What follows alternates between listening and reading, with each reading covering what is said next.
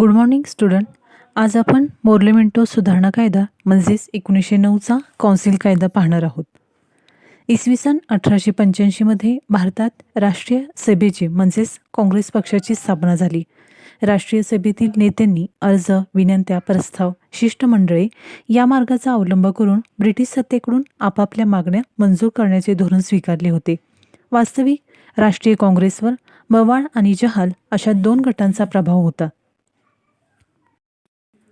Sir Firozshah Mehta, न्यायमूर्ती रानडे, नामदार गोखले, सुरेंद्रनाथ बॅनर्जी असे उदारमतवादी नेते मवाळ गटात होते, तर लोकमान्य टिळक, लाला लजपतराय, बिपिनचंद्र पाल, अरविंद घोष असे प्रखर विचारांचे नेते जहाल गटामध्ये होते. राष्ट्रीय काँग्रेसमधील हे दोन्ही गट आपापल्या मार्गाने ब्रिटिश सत्तेशी संघर्ष करीत होते. दरम्यान ब्रिटिश राज्यकर्त्यांचे दडपशाहीचे आणि अन्यायाचे धोरण चालूच होते. 1885 ते 1905 या काळात लॉर्ड लेन्सडाऊन, लॉर्ड एलिगन व लॉर्ड कर्झन हे 3 व्हाईसरॉय भारतामध्ये आले. त्यांच्या कारकिर्दीत भारतीय जनतेवर अन्याय जुलूम झाला. लॉर्ड कर्झनच्या काळामध्ये तर साम्राज्यवादी धोरणाचा आणि दडपशाहीचा कळसच झालेला होता. त्यातच 1905 साली बंगालचे विभाजन घडवून हिंदू मुस्लिम यांच्यामध्ये फूट पाडण्याचा प्रयत्न झाला. अशा एकूण परिस्थितीमुळे भारतीय जनतेमध्ये ब्रिटिश सत्तेविषयी असंतोष मोठ्या प्रमाणात वाढत चाललेला होता. तेव्हा भारतीय जनतेला संतुष्ट करण्यासाठी काही सुधारणा घडवून आणणे ब्रिटिशांना आवश्यक वाटू लागले. त्यावेळेसचे व्हाईसरॉय लॉर्ड मिंटो आणि त्यांचे secretary of state Lord Morley यांनी परस्परांशी विचारविनिमय करून एक सुधारणा कायदा तयार केला. 1909 साली ब्रिटिश पार्लमेंटने मोर्ले मिंटो सुधारणा कायद्याला मंजुरी दिली. या कौन्सिल ॲक्टप्रमाणे केंद्रीय व प्रांतीय विधिमंडळाच्या सदस्य संख्येमध्ये वाढ करण्यात आली. ही सदस्य संख्या 16 वरून 69 वर नेण्यात आली. कायदेमंडळाच्या सदस्यांची निवड करण्यासाठी मर्यादित प्रमाणात निवडणूक पद्धती स्वीकारण्यात आली. तसेच कायदेमंडळाच्या अधिकारामध्ये वाढ करण्यात आली. या कायद्यानुसार मुस्लिमांना स्वतंत्र प्रतिनिधित्व देण्यात आले. त्यामुळे पुढे जातीय प्रतिनिधित्वाच्या मागणीने जोर धरला. एवढेच नव्हे तर भारत व पाकिस्तान अशी फाळणी होण्याला हा कायदा कारणीभूत ठरला असे म्हणावे लागेल. यानंतर आपण 1919चा भारत प्रशासन कायदा म्हणजेच मॉन्टेग्यू चेम्सफोर्ड सुधारणा कायदा पाहणार आहोत. भारतातील राष्ट्रीय आंदोलन आणि ब्रिटिश सत्तेविषयीचा भारतीयांचा असंतोष संपुष्टात आणण्याच्या उद्देशाने मोर्ले मिंटो सुधारणा कायदा घडवून आणलेला होता. परंतु हा कायदा भारतीय जनतेला संतुष्ट करण्यात अयशस्वी ठरला. त्यामुळे पुढील 10 वर्षाच्या आतच ब्रिटिश पार्लमेंटला 1919चा मॉन्टेग्यू चेम्सफोर्ड सुधारणा कायदा करावा लागला. दरम्यान भारतीय जनतेचा ब्रिटिश सत्तेशी आपल्या न्याय्य मागण्यांसाठी संघर्ष चालूच होता. राष्ट्रीय काँग्रेसमधील जहालमतवादी नेत्यांनी ब्रिटिशांशी परखरपणे संघर्ष चालूच ठेवला होता. लोकमान्य टिळकांनी ॲनी बेझंट यांच्या सहकार्याने होमरूल चळवळ चालू ठेवून भारतीयांना स्वयंनिर्णयाचा अधिकार प्राप्त व्हावा यासाठी राष्ट्रीय आंदोलन उभे केले होते. दरम्यान 1914 साली पहिले महायुद्ध सुरू झाले. या महायुद्धात भारतीय जनतेचे सहकार्य मिळवण्याच्या उद्देशाने ब्रिटिश राज्यकर्त्यांचे प्रयत्न चालू होते. अशा परिस्थितीत भारत मंत्री मॉन्टेग्यू यांनी अशी घोषणा केली की पुढील काळात भारतातील राज्यकारभाराच्या प्रत्येक क्षेत्रात भारतीयांचे जास्तीत जास्त सहकार्य घेतले जाईल. तसेच भारतात जबाबदार शासन पद्धती निर्माण करण्यासाठी स्वयंशासित संस्थांचा विकास करण्यात येईल. भारतातील राजकीय परिस्थितीचे निरीक्षण करून आणि भारतीयातील नेत्यांशी विचारविनिमय करून मॉन्टेग्यू यांनी लॉर्ड चेम्सफोर्ड यांच्या सहकार्याने एक अहवाल तयार केला. पुढे या मॉन्टेग्यू चेम्सफोर्ड अहवालाच्या आधारे भारत सरकारच्या प्रशासकीय कायद्यासंबंधीचे विधेयक तयार करण्यात आले. 1919 साली ब्रिटिश पार्लमेंटने या विधेयकाला मंजुरी दिली. 1919च्या भारत प्रशासन कायद्यानुसार काही सुधारणा आणि बदल करण्यात आले. ते आता आपण पाहणार आहोत. त्यापैकी पहिली सुधारणा होती, भारतीय कायदेमंडळाला कार्यकारी मंडळापासून स्वतंत्र ठेवण्यात आले. तसेच केंद्रीय कायदेमंडळात द्विगृही कायदेमंडळ पद्धती स्वीकारण्यात आली. 2. प्रांतात एकगृही कायदेमंडळ पद्धती ठेवण्यात आली, परंतु त्यातील लोकप्रतिनिधींची संख्या वाढवण्यात आली. 3. प्रांतात द्विदल पद्धतीचा स्वीकार करण्यात आला. त्यानुसार प्रांतिक सरकारच्या खात्यात राखीव खाती व सोपीव खाती असे प्रकार पाडण्यात आले. पोलीस, न्याय, जमीन महसूल, कालवे अशी राखीव खाती गव्हर्नर जनरलच्या कार्यकारी मंडळाकडे देण्यात आली, तर शिक्षण, सहकारी संस्था, स्थानिक स्वराज्य, आरोग्य, उद्योगधंदे, जंगल अशी सोपीव खाती लोकनियुक्त मंत्र्यांकडे सोपवण्यात आली. अशा पद्धतीने मॉन्टेग्यू चेम्सफोर्ड सुधारणा कायद्यामध्ये विविध सुधारणा सुचवलेल्या होत्या, परंतु त्यामध्ये काही उणिवा राहून गेल्या. कारण या सुधारणा कायद्यामुळे प्रांतांना काही विशेषाधिकार प्राप्त झाले असले तरी खरी सत्ता गव्हर्नर जनरलच्या हातातच राहिली होती. तसेच द्विदल शासन पद्धतीचा प्रयोग अयशस्वी ठरला.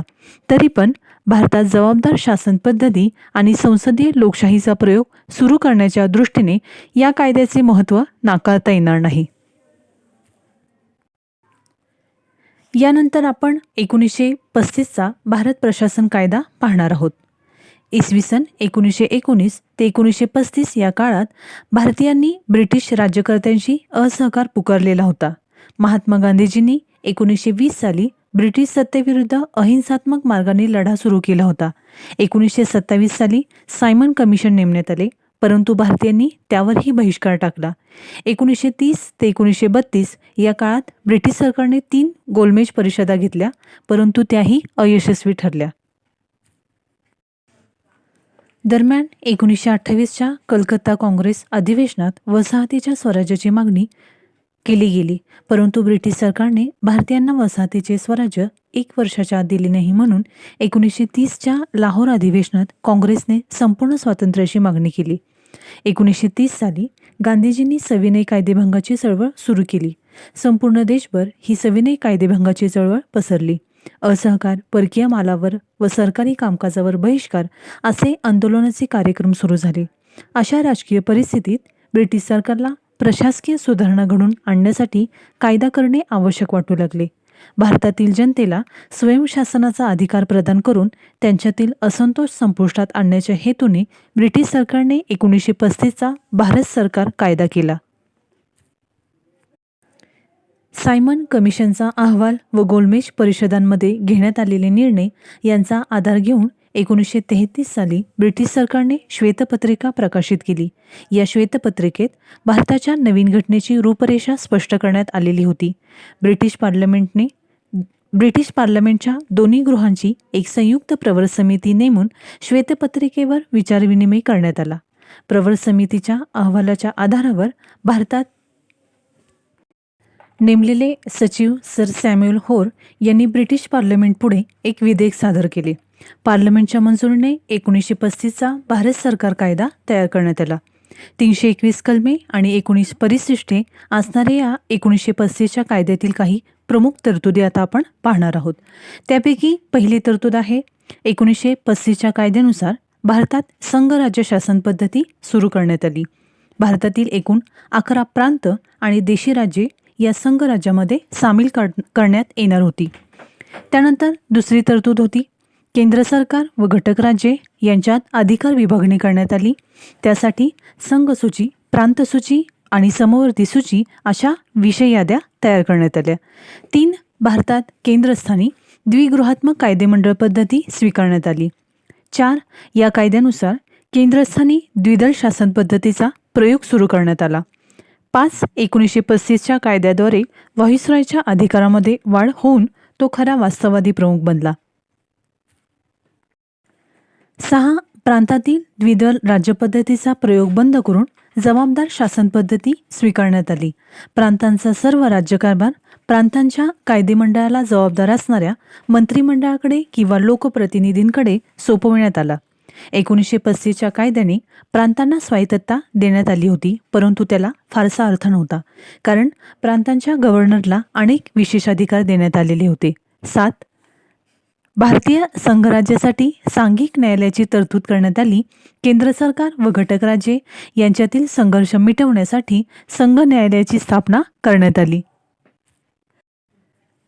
वरील प्रकारे 1935च्या कायद्यातील तरतुदी पाहिल्या असता